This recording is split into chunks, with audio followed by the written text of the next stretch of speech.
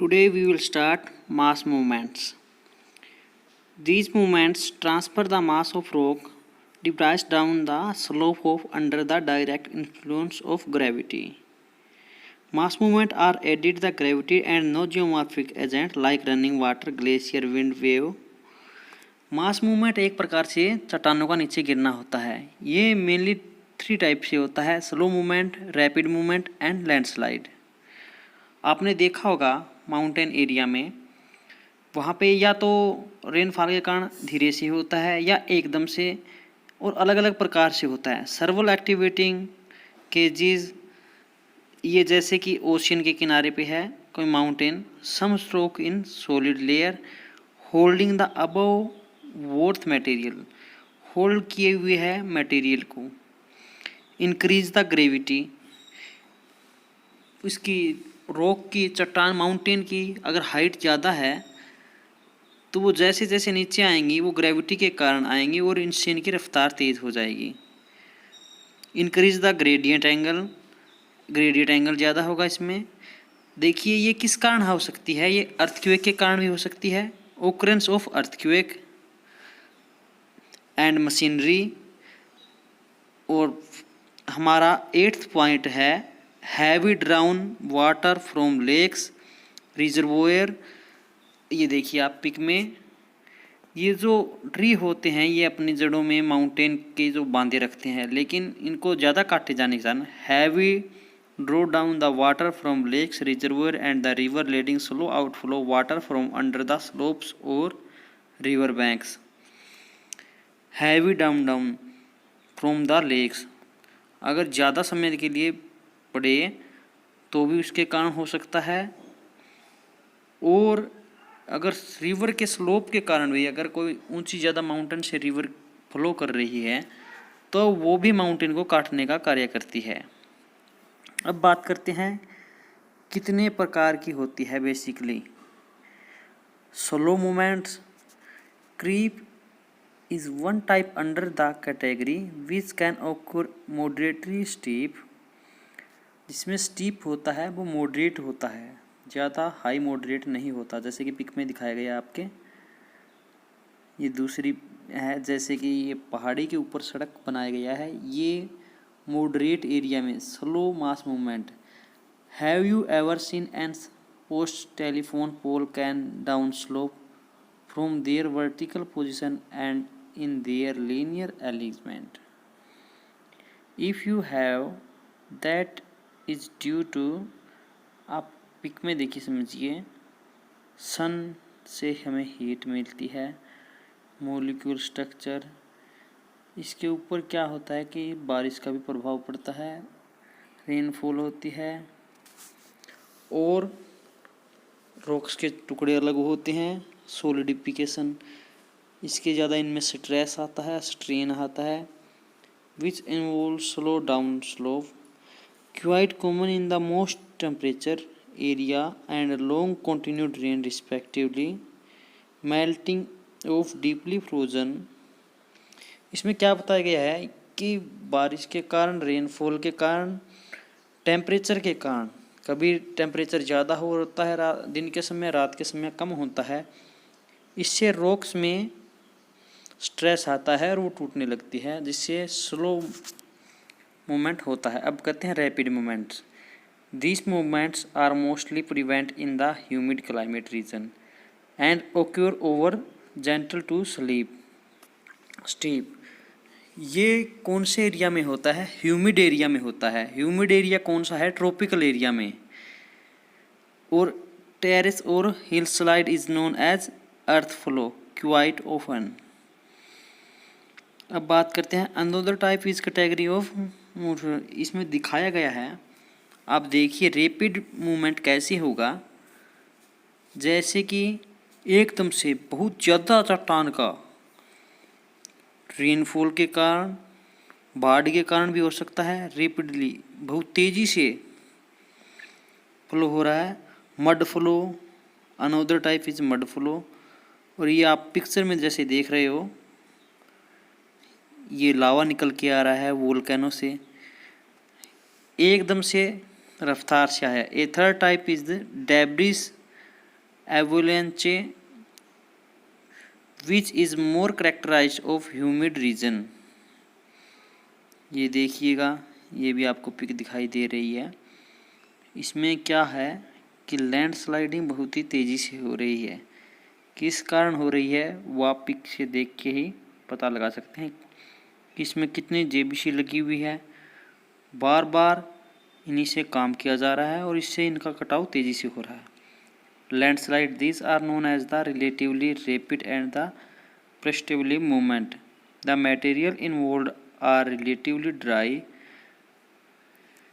The size are discontinuity with rock weathering and the steepness of the slope। ये वही जो मैंने starting में आपको बताया था, स्टीप एरिया।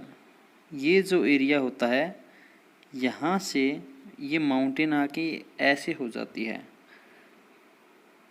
कर्व्ड शेप आ जाती है, कर्व्ड सरफेस।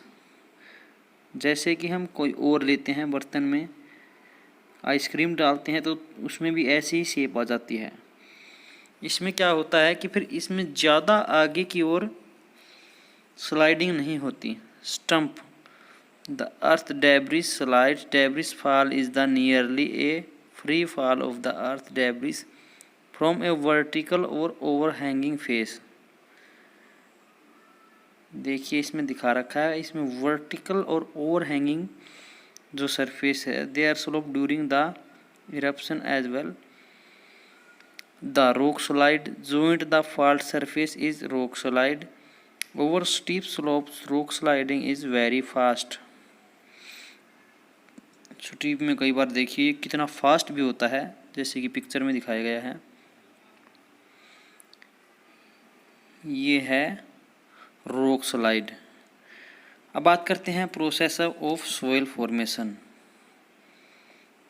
सोयल फॉर्मेशन के कौन कौन से प्रोसेस है,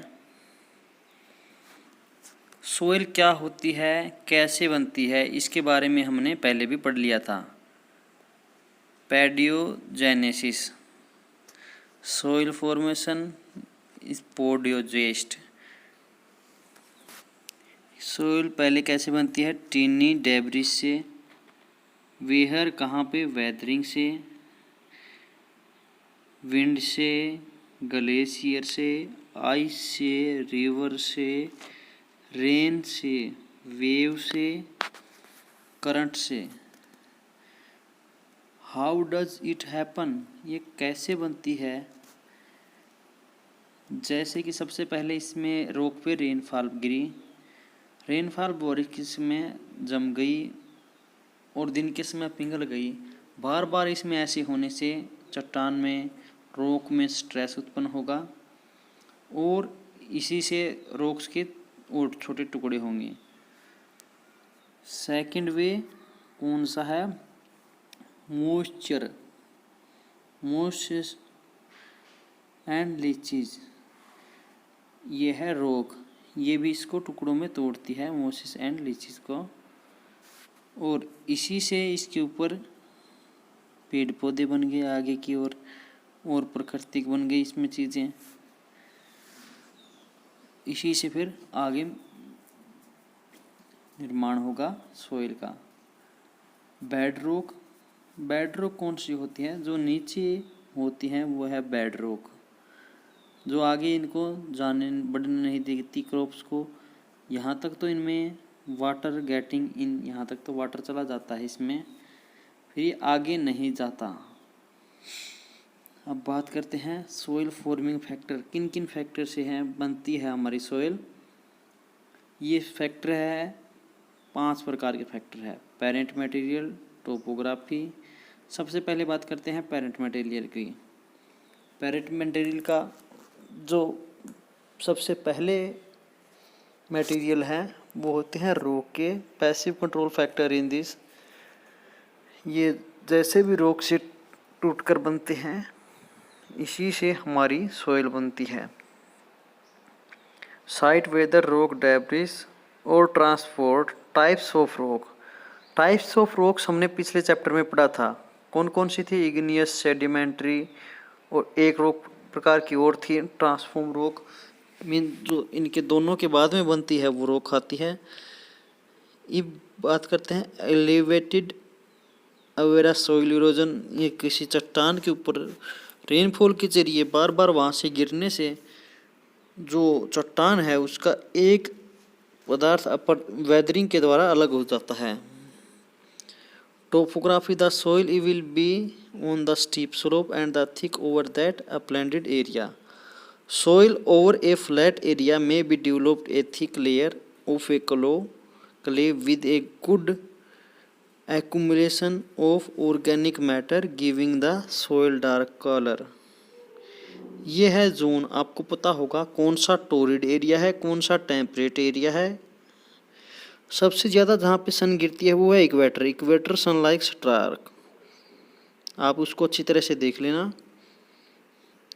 और अब बात करते हैं the south facing of the slope expose to the sunlight have different condition of vegetation and soil and the north facing slope. एक फैक्टर होता है climate. Climate is an important active factor in the soil formation. The climate element involved to in the soil moisture in term, temperature in term, season and the diurnal variation. इसमें temperature का और moisture का प्रभाव पड़ता है soil formation के लिए। जैसे कि मॉइस्चर कब होगा, जब रेनफॉल होगी, और टेम्परेचर अधिक सनलाइट के कारण होता है। सोइल की ऊपरी परत होती है और इसके नीचे सिलिका की परत, फिर इसके नीचे एक ग्राउंड वाटर टेबल आता है। ग्राउंड वाटर टेबल रिचार्ज कब होता है, जब रेनफॉल ज़्यादा हो और वो ऊपरी सोइल में से जाके नीचे जाता है सिलिका की परत के नीचे, और इसी के सहारे ऊपर आ जाता है। अगर ये वाटर वापस ऊपर आए तो इसमें साल्ट की एक लेयर बन जाती है, the soil known as the hardness. और इसी से हमारी सोइल का निर्माण होता है, इसमें चेंज होता है अलग अलग प्रकार से। अब कंकर के बारे में तो जानते हो, kankar nodules are formed calcium carbonate climate and in the area with. अब बताते हैं बायोलॉजिकल एक्टिविटी। जैसे केंचुए निर्माण करते हैं वो होती है बायोलॉजिकल एक्टिविटी। आपके बुक के अकॉर्डिंग देखते हैं क्या होता है बायोलॉजिकल एक्टिविटी में। Internal of the bacterial activity show a difference between the soil of cold and the warm climate. Human accumulates in the cold climates as bacteria growth is slow. Cold climate में bacteria की growth होती है वो slow होती है। With under compose organic matter because of low bacterial activity layer of पीट develop in the sub Arctic and tundra climate. In the humid tropical and equatorial climate bacterial growth and the action is very high intense and deed vegetation is rapidly action is intense and very low human content in the soil। इसमें humus very low होता है इस side के area में, because of मैंने पहले बताया था आपको बैक्टीरियल एक्टिविटी है वो कम होती है किस एरिया में, कोल्ड एरिया में। कोल्ड एरिया कहाँ पे होता है, सब आर्कटिक एक्ट टुंड्रा एरिया। इन ह्यूमिड एरिया जहाँ पे इंडोनेशिया इंडिया का भी कुछ पार्ट आता है, वहाँ पे क्या होगा, क्लाइमेट बैक्टीरियल ग्रोथ अच्छी होगी और इसी के कारण डिकम्पोज ज़्यादा होगी। इसमें ह्यूमस की मात्रा होगी, इसमें nitrogen fixation modules and animals likes and intermediate turret earthworm rodents is mechanical. और इसके बाद में हमारा अगला फैक्टर है टाइम। टाइम से भी हमारे क्या होगा, जो इसके सॉइल फॉर्मेशन में एक फैक्टर होता है। अगर टाइम ज़्यादा लगता है तो सॉइल में कैसे बनती है इसमें अंतर आता है। The maturation of the soil is profile development. A soil becomes mature when all soil forming process act for a sufficiently long time developing a profile। ये चैप्टर हमारा कंप्लीट हो गया है, आप इसकी एक्सरसाइज भी कर लेना। तो एक्सरसाइज इसमें से ही आपके क्वेश्चन बनेंगे और आपको ये अच्छी तरह से याद करने हैं। Okay student, thank you.